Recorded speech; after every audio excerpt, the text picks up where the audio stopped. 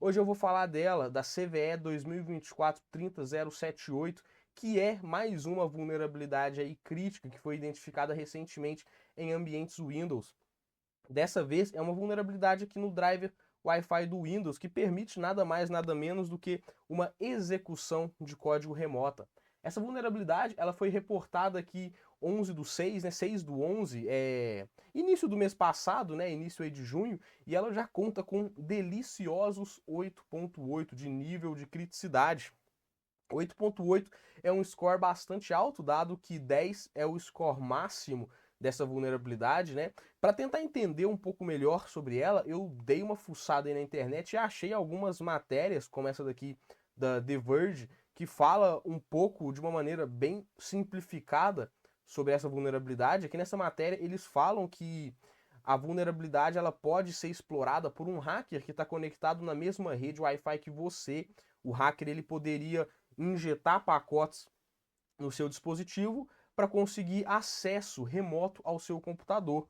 Apesar disso parecer de fato uma festa, né? Alguém conectado na mesma rede Wi-Fi que você poder simplesmente chegar e injetar pacotes para conseguir executar comandos diretamente no seu sistema operacional, eles não dão aqui absolutamente nenhum detalhe técnico sobre como que funciona essa vulnerabilidade. A gente pode dar uma olhada aqui, na verdade, na CVE.news, onde eles acabam dando mais detalhes, né? E a gente consegue entender de fato o que está acontecendo aí no Windows, qual que é o problema exatamente.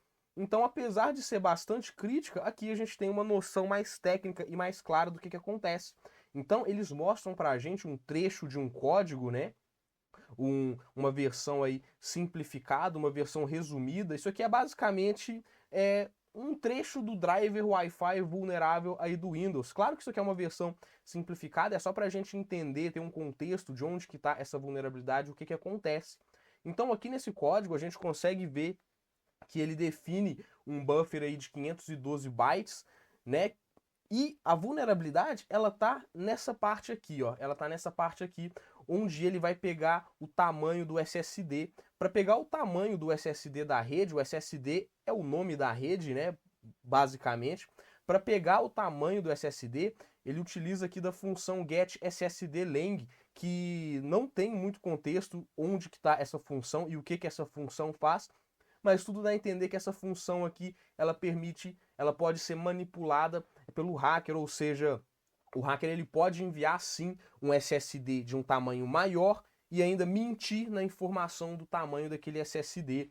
Então, essa verificação que ele faz aqui para saber se o SSD de fato está dentro do array aqui, do buffer, para saber se o tamanho do SSD está dentro aqui dos 512 bytes, o hacker ele pode utilizar, o hacker podendo mentir o tamanho aqui, ele consegue enviar de fato um SSD muito maior, porque não tem nenhuma outra verificação para saber se aquele buffer de fato, para saber se aquele SSD de fato está dentro do tamanho do buffer. Ou seja, um atacante ele pode enviar uma informação dizendo que o SSD ele tem um determinado tamanho, porém enviar um SSD muito maior, né? E como o código ele não faz uma verificação adequada do tamanho daquele SSD antes de salvar aquilo em uma variável, permite com que o hacker faça aí um estouro de buffer, né? E resultando assim numa execução de código remota no seu sistema.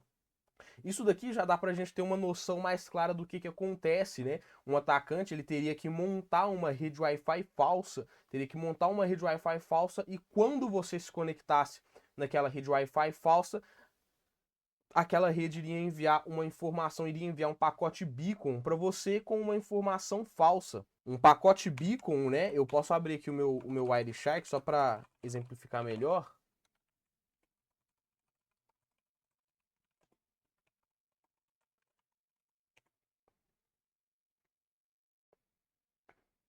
Eu tenho até uma placa de rede aqui já em modo monitoramento. Claro que aqui eu não estou autenticado a nenhuma rede, né? Aqui eu não estou autenticado a nenhuma rede. Deixa eu botar eu para cá. Mas a gente pode ver que que toda rede Wi-Fi ela vai ficar enviando beacons, né? Ela vai ficar enviando beacons.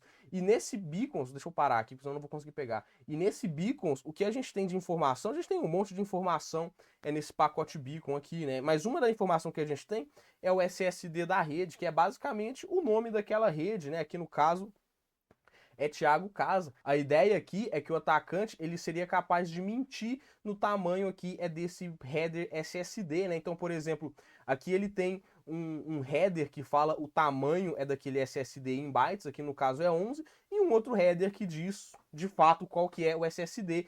Imagino eu, aqui já agora é no puro achismo, porque por falta de informação, que o ataque ele consiste em você manipular esse tamanho aqui, ó, onde o hacker ele vai dizer que, vamos dizer assim, que o header, que o SSD, ele tem um tamanho X, menos de 512, né? Só que o header de fato, só que o SSD ele vai ter muito mais do que isso. E só isso seria suficiente para bypassar aquela verificação que a gente fez. Lembrando aqui que eu não sei se seria exatamente isso, tá? Porque aqui é meio que uma falta de contexto mesmo, né? Não dá para saber.